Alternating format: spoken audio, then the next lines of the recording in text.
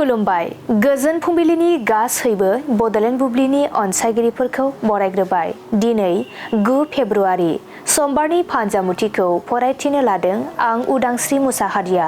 फानजामुथिनि गिबियाव दं मेष राशि। अनलायनायनि गेजेरजों नोंथांनि साना बारलांगोन, नखराव गोजोन फैगोन। बृष राशि। सोरजोंबा गोदान रादाय खानो हागोन, गोरोबलायनायनि मोजां सान। मिथुन राशि। गोसोआव हरखाब रागा सोमजिखांनो हागौ, गावनि बायदि खहा खालामफ्लांगोन। कर्क राशि। लामा दावबायनायनि थाखाय मोजां सान नङा, गिदिर खैफोदाव गोग्लैनो हागौ। सिंह राशि। गोसोनि थुलुंगाखांनायजों सिगां फारसे दावगालांनो हागोन, जिउनि हास्थायनाया आबुं जागोन। कन्या राशि। गावनि अहंखार आखुनि थाखाय रांखावरि खहा जानो हागौ, गावखौनो दुखु मोननाय सोमजिगोन। तुला राशि। बेफार फालांगियाव मुलाम्फा जागोन, धोन आरजिना लानो हागोन।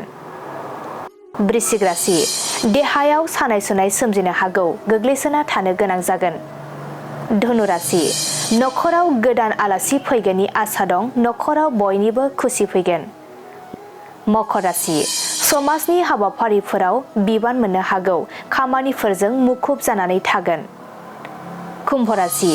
बिसि फिसायनि गेजेराव दावराव दावसि सोमजिनो हागौ, नखरा गोजोन गैयै जागोन। मीन राशि। जेरावखि थाया सुथुरा हेंथा होगोन, गोसोआव सान्थि फैनाय नङा। दिनै सानसेनि राशि फरायथिनायाबो एसेनोसै। आसा खालामो नोंथांनि दिनैनि साना मोजाङै मोजां थांगोन, बेखौ बडलेण्ड बुब्लि नखरनिफ्राय मिजिंथिबाय। गोजोन्थों।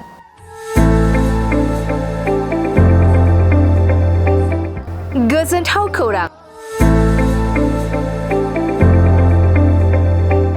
कक्राझार सहरनि साखाथियाव थानाय तितागुरि मानास पाब्लिक स्कुला लानानै फैदों गोजोनथाव खौरां।